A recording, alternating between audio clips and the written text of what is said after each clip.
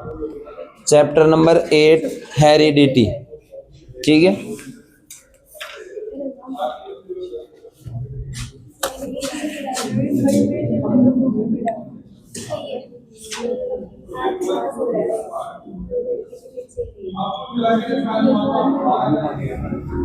अब देखो ध्यान से एक एक चीज को अपन देखेंगे। तो सबसे पहले अपने पास है हेरिडिटी।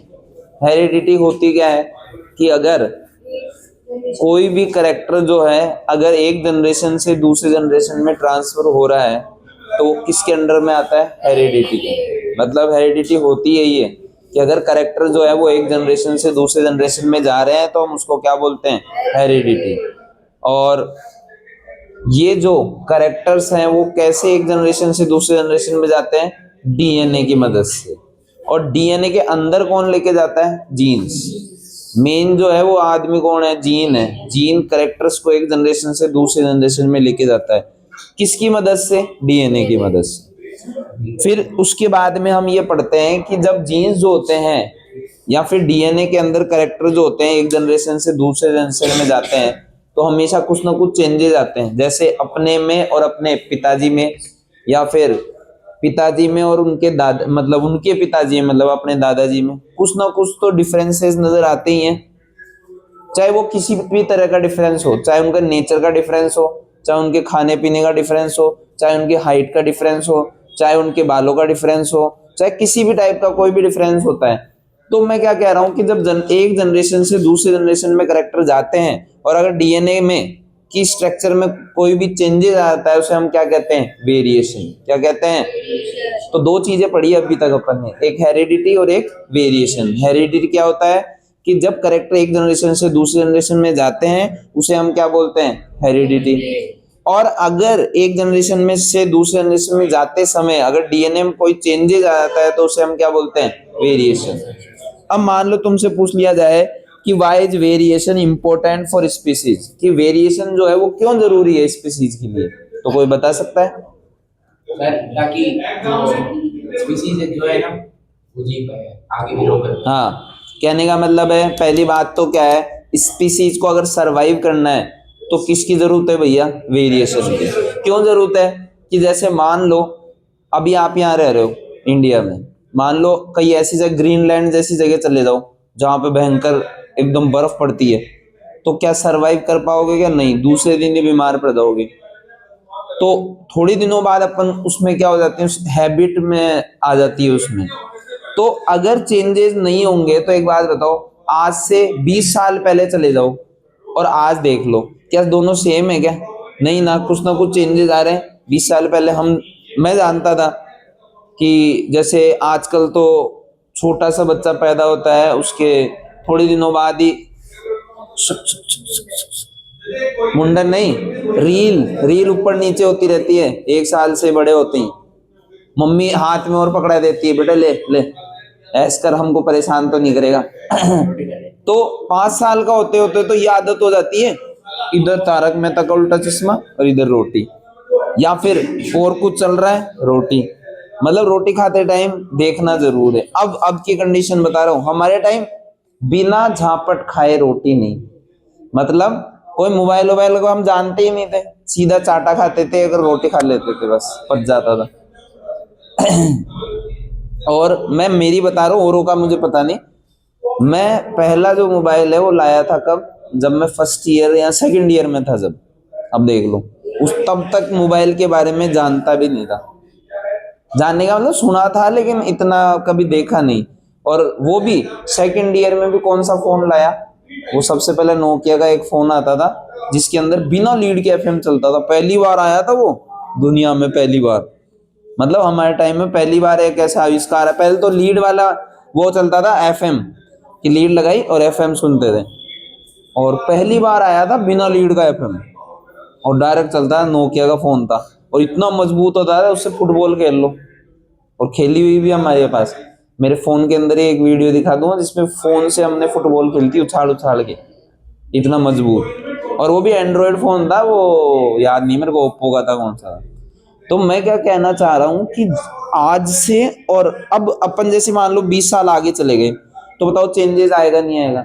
और उसके हिसाब से हमको अपने आप को चेंज भी करना है। तो अगर चेंज नहीं करेंगे तो स्पीसीज क्या हो जाएगी, खत्म। तो पहला कारण तो ये हो गया कि भाई अपन को स्पीसीज को क्या, स्पीसीज के सर्वाइवल के लिए क्या करना पड़ेगा, चेंज।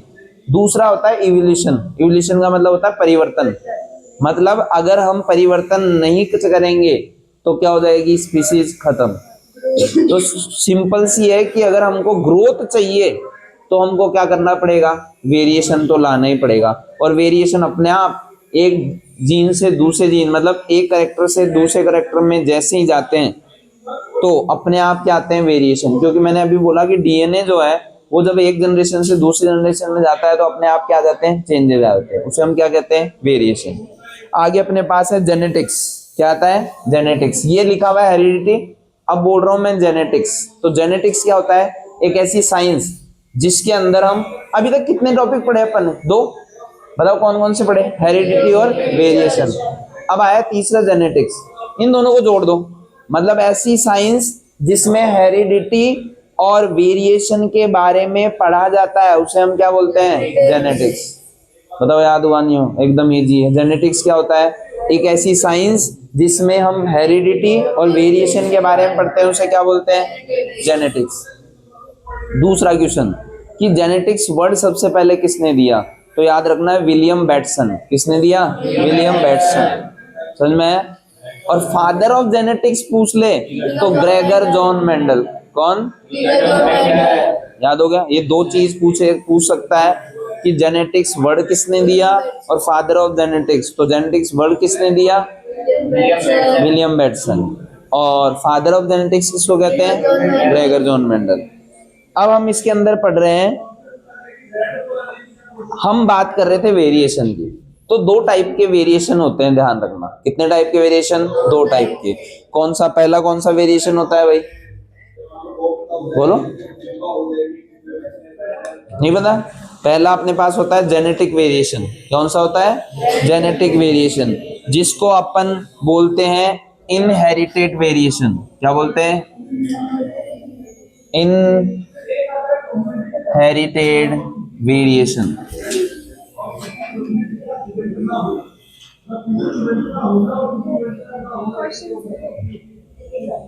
और इसका दूसरा नाम गैमेटिक वेरिएशन भी है।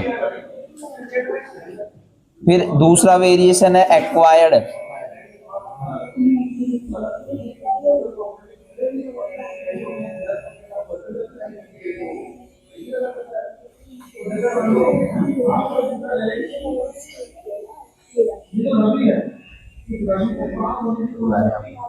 मेरे को पास कर रहे हैं, हाँ भाई मुझे पता है क्या बोल रहे हैं। हाँ, वेरिएशन कितने टाइप के होते हैं, 2। पहला वेरिएशन क्या है, इनहेरिटेड वेरिएशन, या उसको दूसरा नाम क्या है, गैमेटिक वेरिएशन। दूसरा क्या है, एक्वायर्ड। देखो अगर थोड़ा सा दिमाग लगाओगे ना तो नाम से याद हो जाएगा। इनहेरिटेड, इनहेरिटेड का मतलब हुआ लिया हुआ, किसी से लिया हुआ। आप किससे लेंगे भाई, पिताजी से लेंगे। और पिताजी किससे लेंगे, दादाजी से लेंगे। तो मैं क्या कह रहा हूं, जब जो वेरिएशन है वो अगर एक जनरेशन से दूसरे जनरेशन के कारण आ रही है, मतलब एक जनरेशन से दूसरे जनरेशन में आ रही है अगर वेरिएशन, उस वेरिएशन को हम क्या बोलेंगे, इनहेरिटेड वेरिएशन। क्या बोलेंगे, इनहेरिटेड वेरिएशन। समझ में। दूसरा अपने पास है एक्वायर्ड, नाम से पता लग रहा है, एक्वायर करना। आज मान लो अपन कोई जमीन है वो ले लेते हैं, वो क्या किया अपन ने, एक्वायर करिए, ली है अपन ने। तो ऐसा वेरिएशन जो कि अपन यहां आने के बाद एक्वायर करें उसे क्या बोलते हैं, एक्वायर्ड वेरिएशन या फिर सोमेटिक वेरिएशन।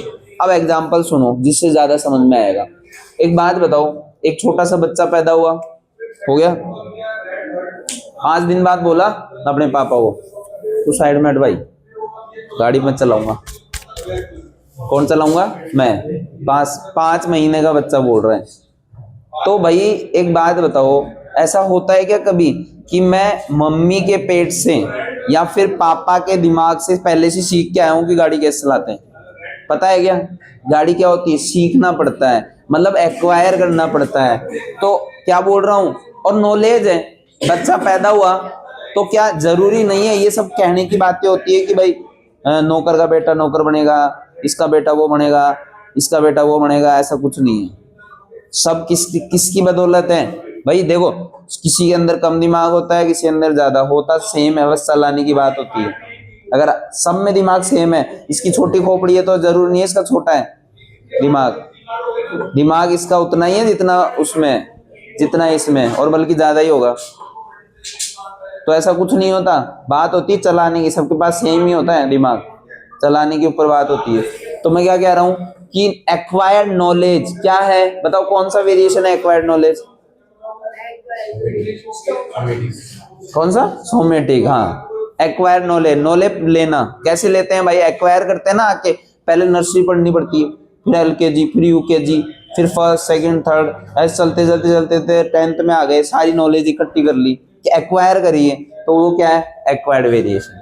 मान लो ये पैदा हुई, पैदा होते ही क्या इसके ये जो कान है वो छिदा हुआ आया था क्या? इधर से दोनों आया था क्या? या तूने छिदवाया बाद में? फिर तो इसको बोलते हैं बोरिंग ऑफ पिन्ना।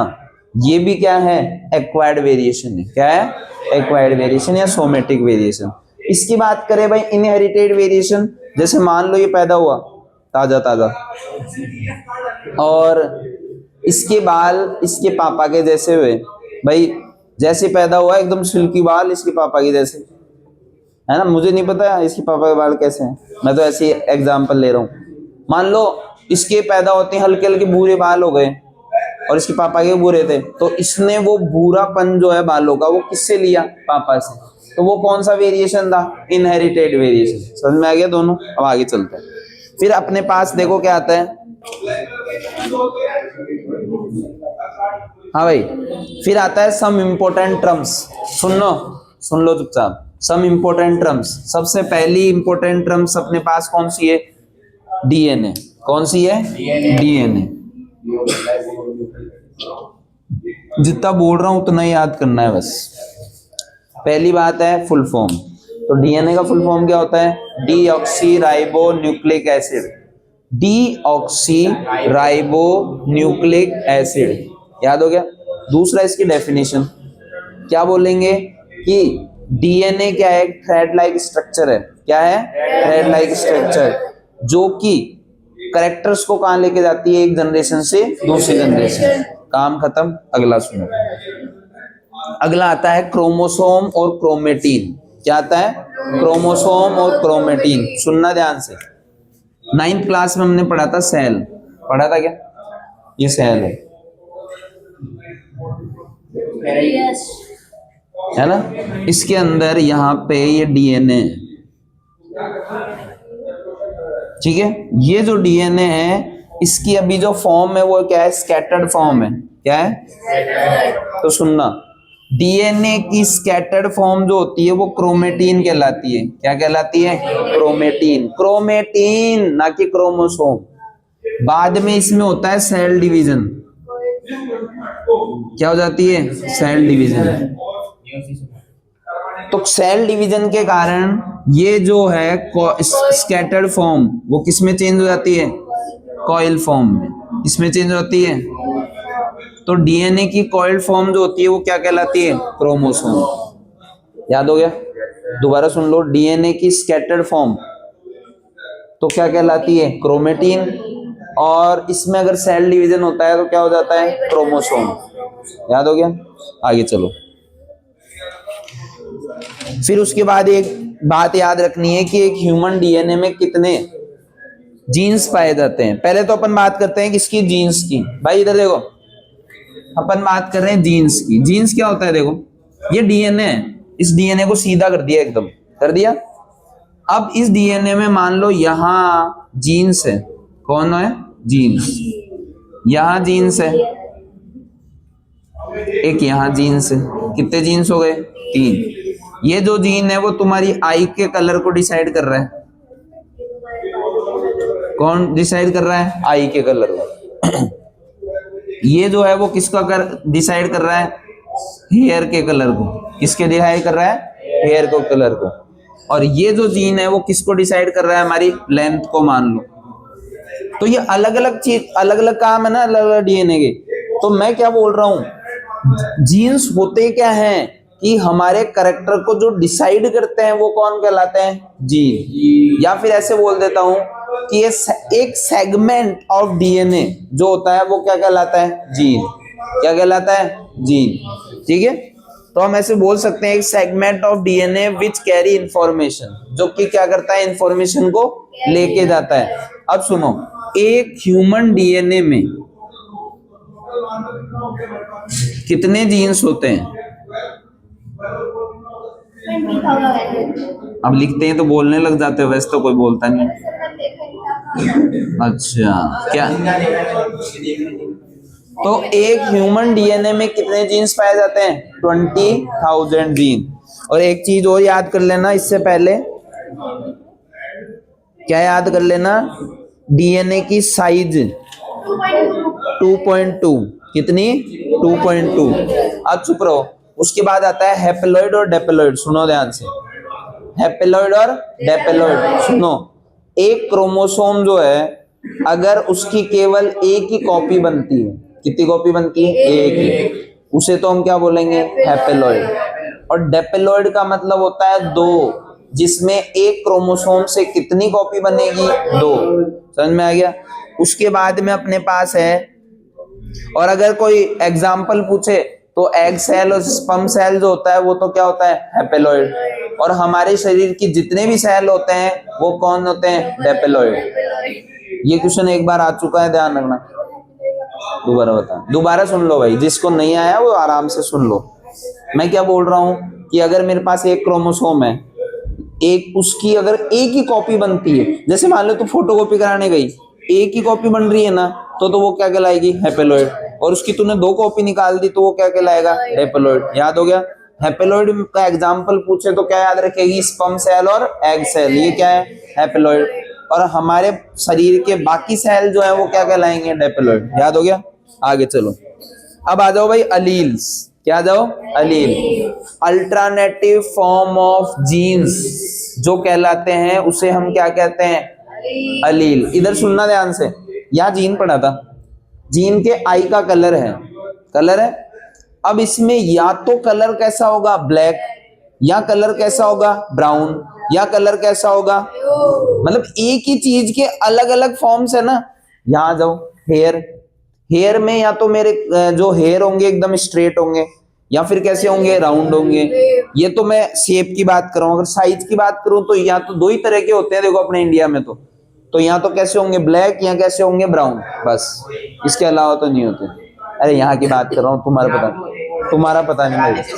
फिर लेंथ की बात कर रहे हैं भाई, लेंथ में दो ही चीज हो सकती है, आदमी या तो छोटा रह जाएगा या कैसा हो जाएगा? लंबा। ये दो ही चीज हो सकती है, बीच का थोड़ी, बीच का हो जाए। हाँ भाई, अब आ जाओ अलील। शांत रहो और इधर देखो जो समझाना चाह रहा हूं। अगर डेफिनेशन पूछे तो अलील क्या होता है? अल्टरनेटिव फॉर्म ऑफ जीन क्या कहलाता है? अलील। दो टाइप के अलील होते हैं, एक होता है डोमिनेंट अलील और एक क्या होता है? रेसेसिव अलील। सुनना, डोमिनेंट और रेसेसिव क्या होता है? जो F1 में अपने आप को रिप्रेजेंट करवाता है। अब तुम बोलोगे F1 कौन है भाई? तो जब, एक मिनट, 2 मिनट रुक जाओ, बोलो मत। तो जब हम क्रॉस करवाएंगे इन सबका, तो पहले फर्स्ट जो जनरेशन बनती है उसको F1 जनरेशन कहते हैं। तो F1 जनरेशन में जो अपने आप को रिप्रेजेंट कर पाता है उसे तो हम बोलते हैं डोमिनेंट, और जो अपने आप को रिप्रेजेंट नहीं कर पाता उसे क्या बोलते हैं? रेसेसिव। समझ में आ गया? अभी तक मैं वहीं चल रहा हूँ, कुछ सम इम्पोर्टेंट टर्म्स, मतलब इनके नामों के बारे में पढ़ रहे हैं अभी। फिर उसके बाद आ जाता है मेरे पास एक इम्पोर्टेंट चीज, फिनोटाइप और जीनोटाइप। इसको याद रख लेना भाई, ये आ सकता है तुम्हारे। एक तो फिनोटाइप और एक जीनोटाइप। अब सुनो, फिनोटाइप क्या होता है? किसी भी कैरेक्टर की फिजिकल स्टेट जो होती है वो क्या कहलाती है? फिनोटाइप। जैसे मैंने किसी भी प्लांट को देखा और देखते बता दिया यार ये कैसा है, ड्रॉप है या टॉल है, तो वो क्या है? फिनोटाइप। और मैं उसकी एक एक चीज के बारे में बता दूं, उसके एक एक जीन के बारे में बता दूं, तो वो क्या होता है? जीनोटाइप। तो मैं क्या कह रहा हूं, किसी भी चीज की या कैरेक्टर की फिजिकल स्टेट तो क्या कहलाती है? फिनोटाइप। और जीन्स मतलब उसकी गेमेटिक इंफॉर्मेशन जो है या जीन जेनेटिक इंफॉर्मेशन जो है वो क्या कहलाती है? जीनोटाइप। याद हो गया। अब सबसे पहले हम चलते हैं भाई किसके पास?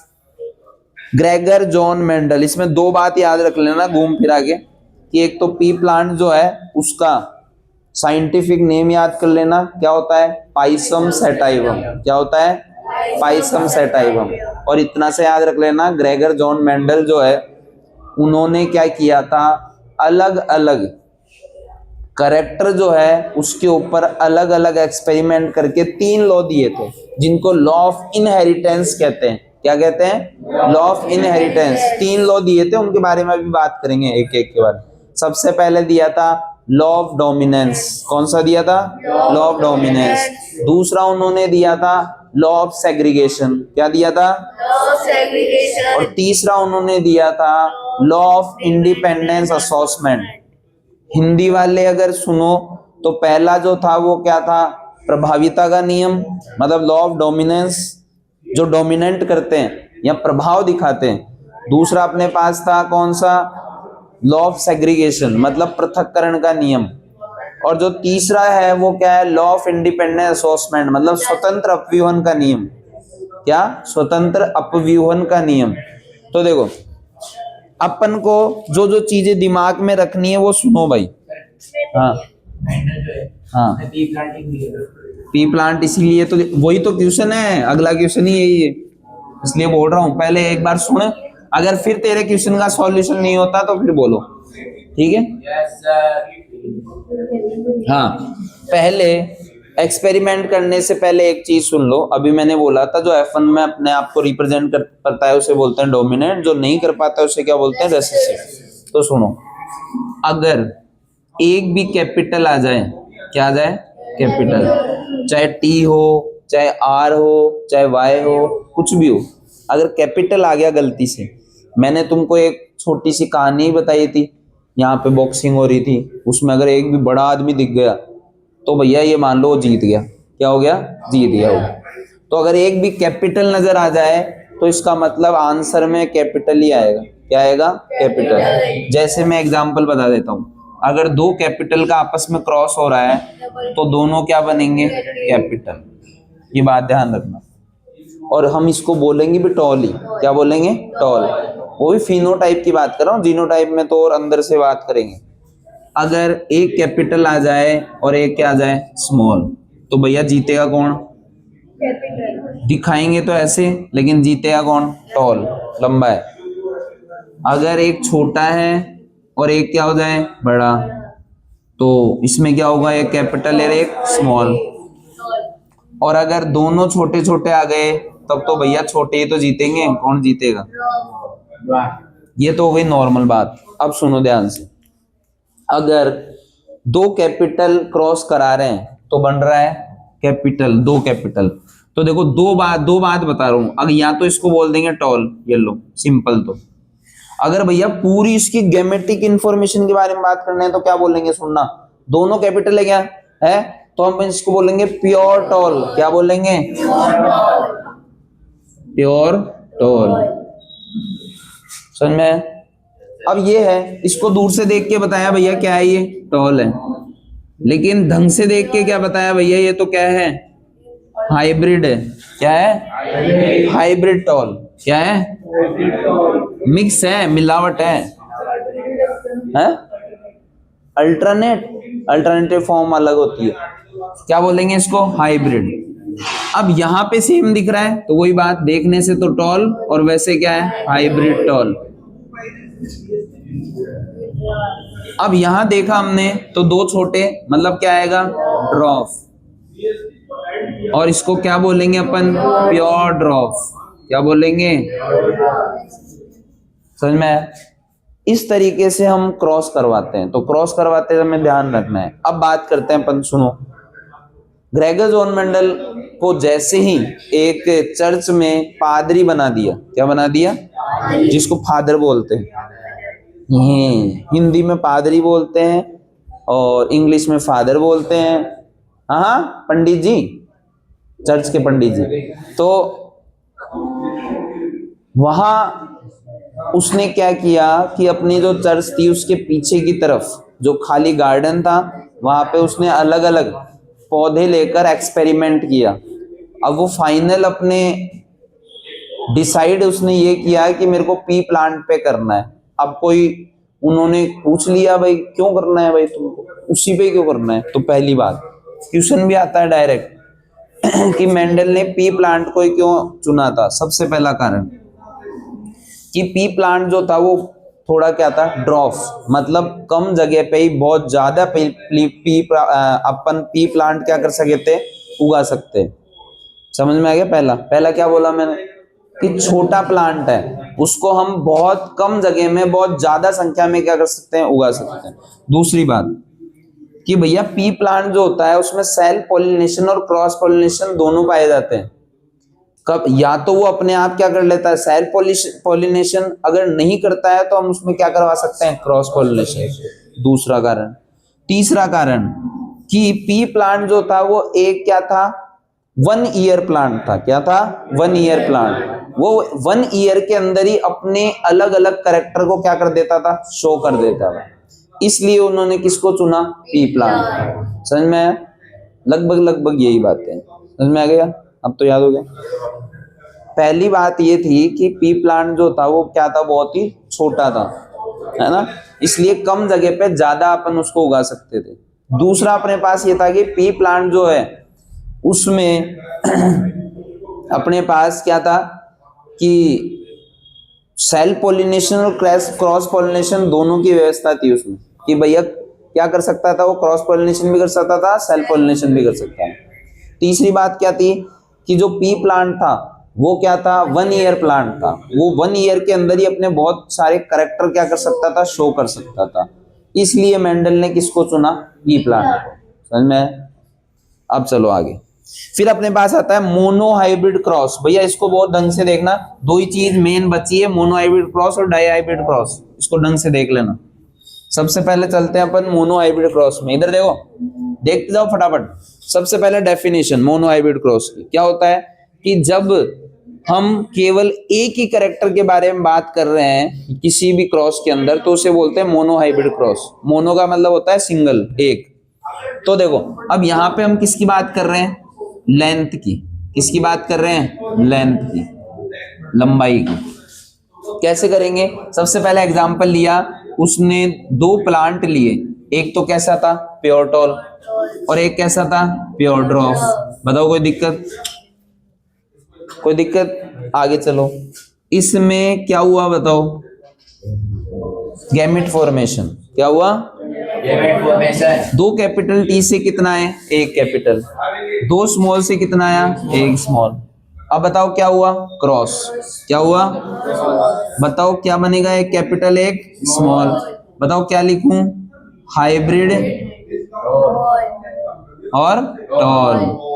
ड्रॉफ क्यों बोल रहे हैं? हाँ बताओ ये क्या है, F1 जनरेशन। क्या है, F1 जनरेशन। अब सुनो, इसमें क्या था भाई, इसमें ये अपने आप में क्या कर सकता था, क्रॉस पॉलिनेशन और सेल्फ पॉलिनेशन। अब यहाँ पे इसने क्या किया, सेल्फ पॉलिनेशन, मतलब F1 जनरेशन थी ना, इसको मल्टीप्लाई कर दिया किससे, F1 जनरेशन से। मतलब capital T small T into capital T small T हो गया। कैसे करेंगे, इधर देखो। हाँ पुनिट पुनिट, हाँ। अब एक कैपिटल हो गया, एक स्मॉल हो गया, एक कैपिटल हो गया, एक स्मॉल हो गया। क्रॉस करा रहे हैं, कैसे कराएंगे, इसका इसके साथ कराएंगे, इसका इसके साथ, इसको इसके साथ कराएंगे, क्या आएगा, 2 कैपिटल। इसको इसके साथ कराएंगे, 1 कैपिटल 1 स्मॉल। इसको इसके साथ कराएंगे, 1 कैपिटल 1 स्मॉल। इसको इसके साथ कराएंगे, 2 स्मॉल। अब यहाँ हम लिखेंगे रिजल्ट। क्या लिखेंगे, रिजल्ट। रिजल्ट में क्या लिखा, 2 capital 1 capital 1 small, 1 capital 1 small 2। अब सुनो, यहाँ पे हम लिखेंगे फिनोटाइप और जीनोटाइप। अब देखो ध्यान से, फिनोटाइप मतलब फिजिकल कैरेक्टर। बताओ देखते हैं कि कौन सा है, ये टॉल है ड्रॉफ है, बताओ कौन सा है, बताओ कौन सा है, कितने टॉल, बताओ एक क्या है, ड्रॉफ। तो रेशियो आ गया 3:1। अब आते हैं जीनोटाइप, मतलब एक एक चीज के बारे में बात करेंगे। बताओ क्या है ये? प्योर टॉल कितने? इसके अलावा कोई दिख रहा है? आगे चलो। हाइब्रिड, हाइब्रिड टॉल कितने? और कोई दिख रहा है? फिर कौन है? प्योर ड्रॉप्स कितने? ये डायरेक्ट क्वेश्चन आता है। बताऊं क्या आता है कि मोनो हाइब्रिड क्रॉस का फिनोटाइप बताइए या मोनो हाइब्रिड क्रॉस का जीनोटाइप बताइए, बिना किसी इसके, डायरेक्ट ये याद होने चाहिए। फिर रेशियो 1 तो क्या होता है? फिनोटाइप, और 1:2:1 क्या होता है? जीनोटाइप। ये तो है मोनो हाइब्रिड क्रॉस। और इसी में अपन क्या पढ़ेंगे? मेंडल का फर्स्ट लॉ। कौन सा? Law of dominance. और लॉ ऑफ डोमिनेंस क्या कहता है? सुनो, F1 जनरेशन में, F1 जनरेशन में, तो F1 जनरेशन में जो अपने आप को रिप्रेजेंट कर पाता है उसे तो बोलते हैं डोमिनेंट कैरेक्टर, और जो अपने आप को रिप्रेजेंट नहीं कर पाता उसे क्या बोलते हैं? Recessive character. और इसी लॉ को हम क्या बोलते हैं? Law of dominance. बताओ, यहाँ पे टॉल भी था, ड्रॉप भी था, लेकिन जब F1 जनरेशन बना तो क्या बना? टॉल बना। क्या बना? तो टॉल ने अपने आप को, बताओ क्या किया? रिप्रेजेंट किया। इसलिए इस लॉ को हम क्या बोलते हैं? Law of dominance. और लॉ ऑफ डोमिनेंस के बाद में जो दो लॉ है वो किस में आएंगे? डाई हाइब्रिड क्रॉस में आएंगे। तो फटाफट इधर देखो, डाई हाइब्रिड क्रॉस।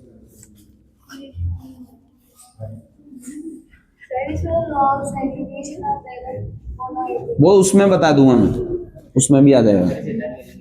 बंद कर दे, टाइम इतना ही है।